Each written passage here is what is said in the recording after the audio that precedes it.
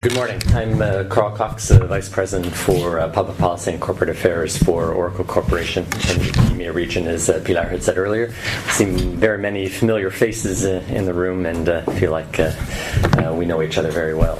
It's nice to see such a large group here this morning to talk about the skills issue. One can't deny the importance of the types of activities which you've been outlining that are needed to help to address the chronic e-skill shortage in Europe. And indeed, it's not particularly a European problem. It's a problem in many other parts of the world. We know the figures for Europe. There's 700,000 jobs in the ICT sector which will remain unfilled over the next 3 years. There are figures in the UK that disturbingly show that over the last decade, the percentage of young people, defined as individuals under the age of 30, who are pursuing ICT careers, has actually decreased by 50% as a percentage of the entire labor market. And despite our best efforts well over a decade that many of us have been working on these issues to trying to attract greater numbers of young people to pursue STEM studies, i.e. science, technology, engineering, and mathematics studies at secondary and post-secondary level here in Europe, despite the efforts over a decade in this area, our success rate in getting increasing numbers of individuals, girls, women, excluded segments of the population to pursue these skills have remained nonetheless insufficient. So we support, as Oracle Corporation and the industry as a whole, we support without any hesitation the many efforts which are in place for training, certification, cooperation between the the private sector and academia to develop appropriate curricula, career awareness, ensuring that there is better awareness among young people with the possibility of ICT careers. All of these programs are essential, they're important, and there's no doubt that they're supported by industry and by Oracle Corporation as a whole. That being said, I think history has shown, and the experience over the last decade has shown, that those efforts remain insufficient. And so in complement to the activities which we're undertaking to develop greater skills through training, etc., career development, attracting students into these careers here in Europe, there remains a second aspect which we have to address, and that is increasing the supply that we have of young people and people in the middle of their careers in Europe who have these skills.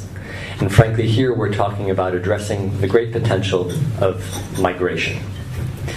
And when we talk about migration and attracting highly skilled individuals into the European Union, unfortunately we in Europe are performing very badly in comparison to similar parts of the world.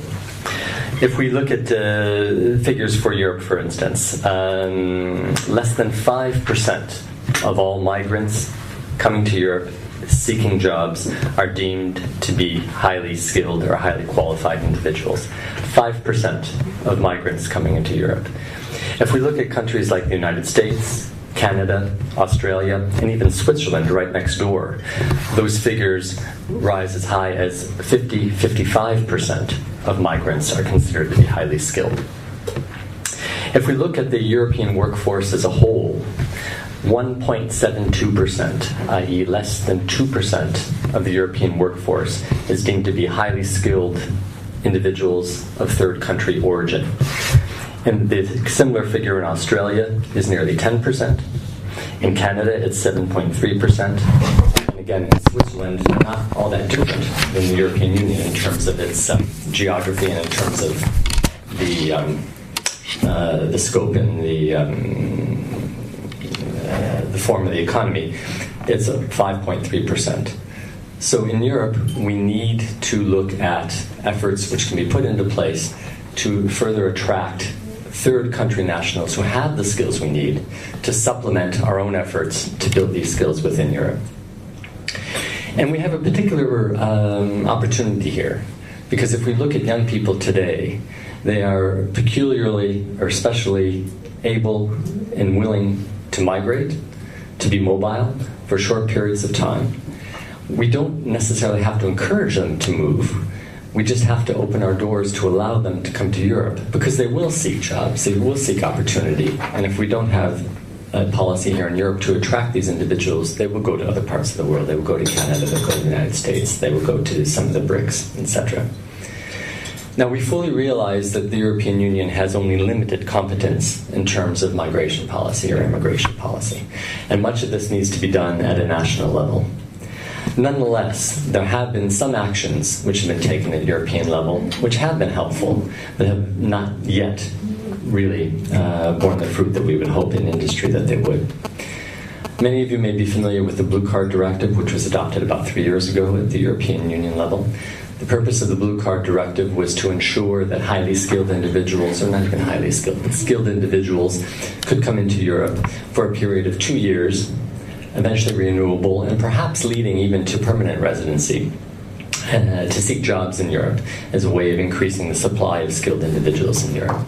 Unfortunately, the directive was adopted about 3 years ago, and only in the last few months have most member states put into place the mechanisms to start receiving applications and hopefully approving applications. So the measures have been taken, but we've yet to realize the full potential. And we now have a second opportunity, and this is a plea to our members of the European Parliament who are here this morning. We now have a second opportunity to help address this issue and realize or take advantage of the potential of migration.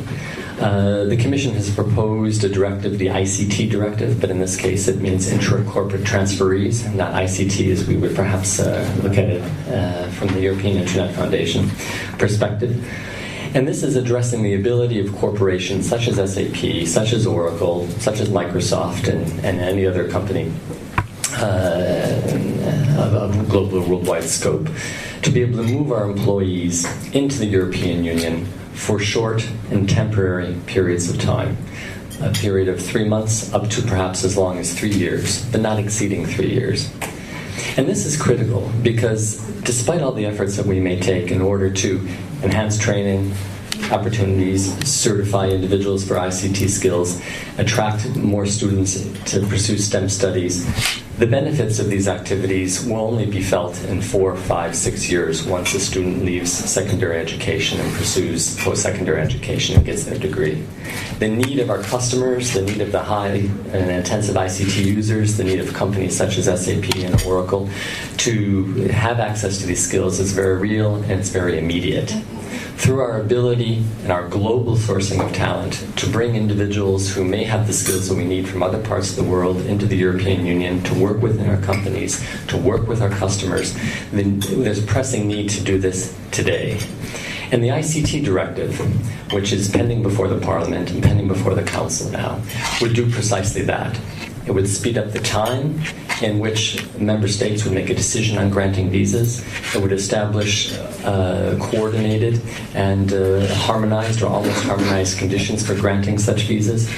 It would also allow for intra-EU mobility of these qualified individuals once they enter the European Union, and that intra-EU mobility is not possible today.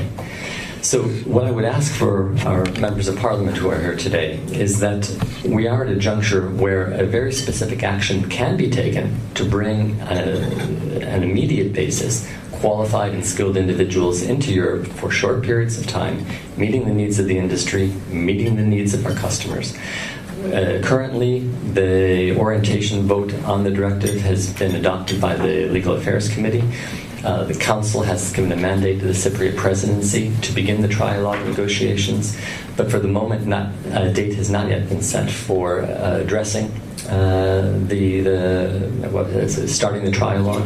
And the reason it hasn't is because the messages we're getting from Parliament is that this is not a priority issue, and therefore the Parliament has not responded to requests from Council to begin the trialogue discussions.